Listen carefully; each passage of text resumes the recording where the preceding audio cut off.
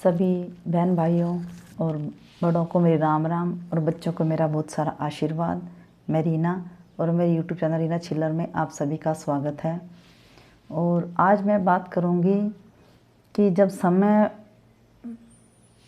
ख़राब आता है और मुसीबत आती है तो बता कर नहीं आती, किसी पर भी आ जाती है, कभी भी आ जाती है। इंसान सोच भी नहीं सकता कि जीवन में कब कैसा मोड़ और कहाँ पर आ जाए।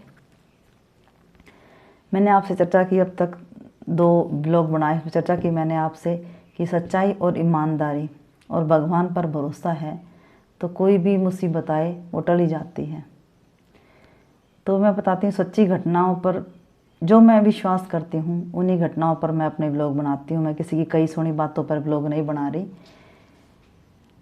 तो मेरे ऊपर भी एक ऐसी मुसीबत आई थी, लेकिन बहुत बुरा समय देखा, बहुत संघर्ष हुआ बहुत।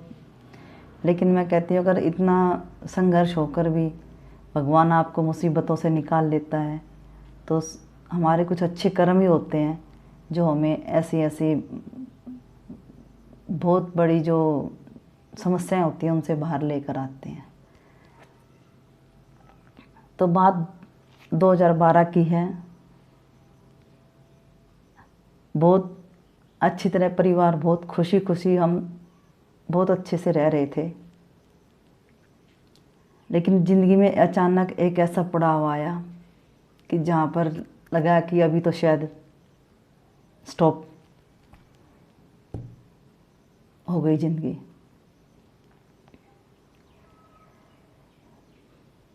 बात बताते हुए भी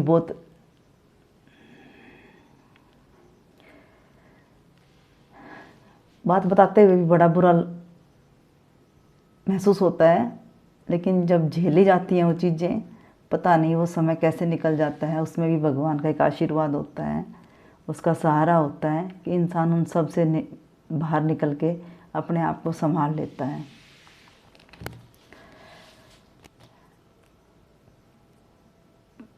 तो 2012 में ऐसा हुआ, वो मैंने बताया ना, सच्ची घटनाओं पर आधारित अपनी कहानी, कि जब मैं डॉक्टर के पास जा रही थी टेस्ट कराने,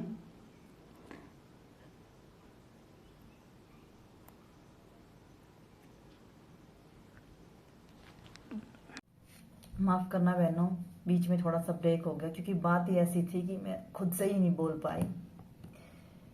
2012 में जब पता चला कि मुझे कैंसर है तो एक बार तो मान लो जैसे सब कुछ ख़त्म ही हो गया।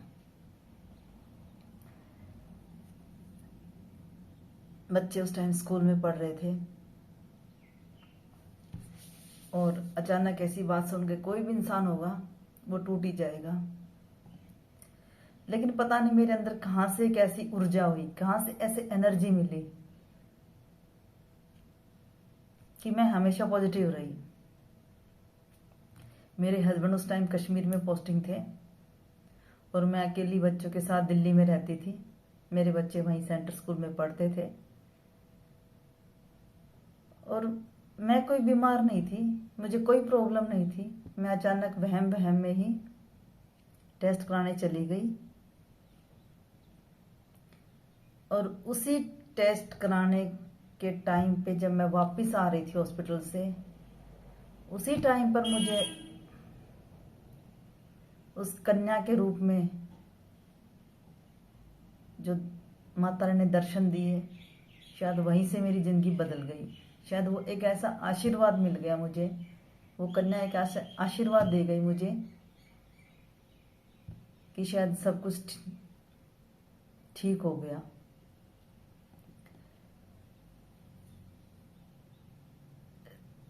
तो जब उस टाइम मेरी टेस्ट रिपोर्ट आई तो उसमें क्लियर हो गया कि मुझे कैंसर है।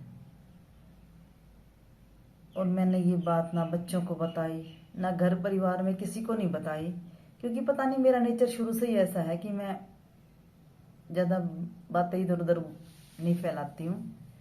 हालांकि बहुत बड़ी मुसीबत थी, लेकिन मैं अकेली टेस्ट कराती रही, क्योंकि एक बार टेस्ट में तो कोई इस बात को क्लियर नहीं करता 3-4 बार टेस्ट हुए। डॉक्टर भी ये कहने लगे कि अभी नहीं, दूसरी रिपोर्ट, ये नहीं, तीसरी रिपोर्ट, मशीन खराब है, ये है वो है, ढंग से नहीं बता रहे थे। लेकिन पता नहीं क्यों मेरे मन में ऐसा डाउट था कि मुझे कोई ना कोई बड़ी प्रॉब्लम है, जिस वजह डॉक्टर मुझे बता नहीं रहे हैं। क्योंकि अकेले भी थे, बच्चे स्कूल में थे, बच्चों से भी ऐसी बात नहीं शेयर कर सकते। हस्बैंड भी कश्मीर में थे, उनको भी टेंशन नहीं दे सकती थी। चलो बहन, इसी के साथ ही मैं एपिसोड इसको ख़त्म करती हूँ यहीं पर। नेक्स्ट ब्लॉग में बताऊंगी कि बाकी आगे की कहानी क्या, सच्ची अपनी घटना जो मेरे साथ घटी। राम राम।